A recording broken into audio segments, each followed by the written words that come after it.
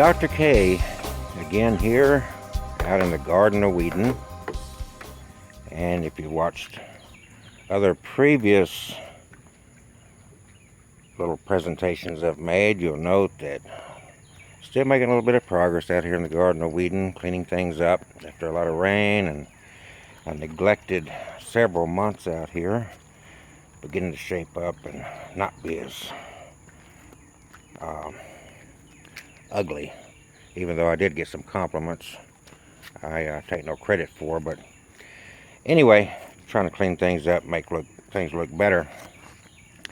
If you listen to an earlier presentation I've had, you may have noted that I preceded it with a caveat that it doesn't matter whether you take the Bible stories, the stories contained therein, as factual history or simply fables or myths. If that is your focus on debating whether these stories are true, factual things that happened, or if the stories came from direct inspiration from a creator God or not, then you miss what's to be learned from those stories. And the most important thing about those stories is what can be learned from them. Most of Christendom presents these stories in a view of the supernatural and an afterlife, and they miss the true lessons to be learned in the most practical way. They're watered down, they're painted in ways that leave a large part of the contents of the Bible a mystery, confusing, end up being shoved into the shadows of faith. The stories as presented in the Bible are Jewish stories, written in the Jewish form of storytelling. So let us start again with the first story laid out in the Protestant version of the Bible, the book of Genesis, the beginning. And whether or not the creation account is something you believe or not is not the point. That debate is long worn out and has served only as a distraction from what is truly being presented, the lessons to be learned, what's to be learned from these stories. Man comes to awareness, or as traditionally thought in Christianity, is brought to life by God, whichever way you choose to view it. He finds himself standing naked, alone, except for other species of life.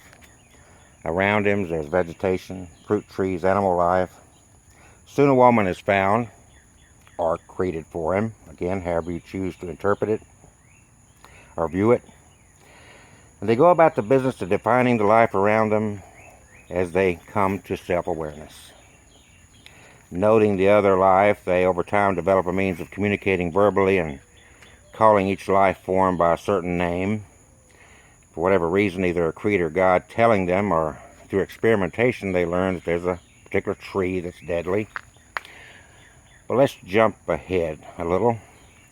For somewhere during their existence they have children. Cain and Abel, according to the Bible story. One kills the other. Things turn bad for this new species. Creation, if you will.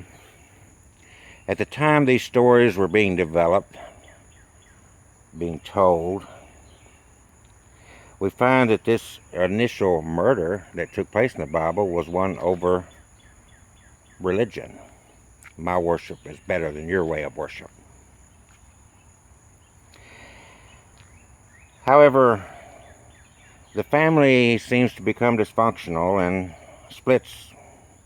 And over time, as these split families grow, the generations and offspring of this original man and woman, clans form, family clans, tribes. One of these offspring is called by the name of Nimrod. He settles his clan onto a plot of land and learns the art of construction. Instead of seeking out cave dwellings, Nimrod builds. The first high-rise in recorded history begins. And either this angers this creator God, or this living together in small patches of land too close together brings chaos and clans split. According to the Bible, languages changed and formed, different ways of communicating, and these different groups scattered across different lands. For the most part, the story, as laid out in the Bible, from this point on focuses on one of those groups of people, later known as the Israelites. We soon see the story of Moses, who became a patriarch of his clan. In his silver-haired days, he seems to either see the need for rules or laws, and of course the debate, would be whether or not this Creator God gave him a set of laws engraved on stones, or whether Moses took it upon himself to draft these laws or rules. Regardless, the patriarchal system of rule was now solidly in place with its well-defined laws. As time progressed, Moses, of course, died, and the patriarchal system seemed an abject failure in managing the affairs of the clan. I'll not go into detail in this short presentation as to all the things that took place to the nation of Israel, including their wandering in the wilderness for 40 years. Judges were appointed, and over a course of time that the judges ruled over Israel according to these laws and rules passed down from Moses, this turned to not be that much of a just or fair system. The laws as doled out by these judges failed at controlling the people. Then rulership by kings was established. Such a failure was this system that a group of books was written by minor prophets lamenting the sad state of affairs of Israel. Even the king, King David, one of the most well-known kings during the course of the kingly period of Israel, failed.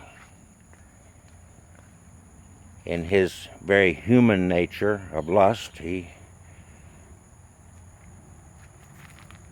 engaged in an act of adultery with someone else's wife and set her husband up to be killed. Time progressed. The minor prophets were lamenting and writing, and if they were here today, they'd be posting blogs about their discontent with their nation and how it was being ruled and the things taking place under the rule and the temples and so forth. Roman Empire began its climb to domination. The Jewish law became mostly a thing presented by religious leaders in the temples and synagogues. And then came along this man named Jesus. I guess you could call him kind of a nerdish guy who spent most of his youth into his teens studying the Jewish laws and rules that he was born under and raised under. And he began to see the failure of the system. And after maturing and gaining his own voice, he stood up and made a declaration that shocked the leaders of the Jewish system. Starting with Beatitudes and what's known as the Sermon on the Mount, Jesus suggested that laws were ineffective at ruling over people. He stated that he did not come to abolish these laws, but to fulfill those laws. And then, of course, one's left to wonder what exactly he meant by those words. He quoted from the Mosaic Law at one point saying, "You've heard it said that adultery is wrong. I'm telling you that if a man looks at a woman with lust, he has already committed adultery in his heart." What an astonishing thing to say. One can imagine how the Jewish leaders at that time would take offense at those words. His words were not just suggesting, but stating clearly that laws were an ineffective method, that principle must be taught, and that the underlying foundation for all conduct should be love. In stating those words, he was taking power and control away from religious leaders and the government itself. He was no longer speaking of laws, punishment and rewards for breaking or obeying laws. He was asking that each individual take responsibility for their own conduct and to put everyone else above themselves. And again, after studying the Mosaic Law and the history of the Jewish Israelite nation for his entire youth, Jesus noted that laws were indeed ineffective. Even as the Christian is taught from a literal understanding of the Bible, Those laws, by the understanding of Christianity, came from the direct hand of God himself. It could be called a perfect set of laws. But man could not live by those laws. It did not have the positive effect on people that one would hope for. So now we stand here in the 21st century, United States of America, with so many claiming that this nation was founded on Christian values and under biblical law. They miss what the Bible story tells. Setting the Bible aside, we have thousands of years of recorded secular history to learn from as well. And from all those thousands of years, we learn again the ineffectiveness of laws. Yet, in our system, we proudly proclaim that we are a nation of laws. And the laws that we have, and we continue to write laws, we demand laws, all the while ignoring facts. We're so very good at catching lawbreakers and punishing them, but we fail so sadly at preventing. We have the lessons to be learned, yet hard-headedly we proceed with the ancient traditions of creating laws and punishing lawbreakers. We've given up personal responsibilities to institutions, government included. We have kids, we send them off to daycare, then kindergarten, off to government-run schools, being taught only what the government wants them to learn.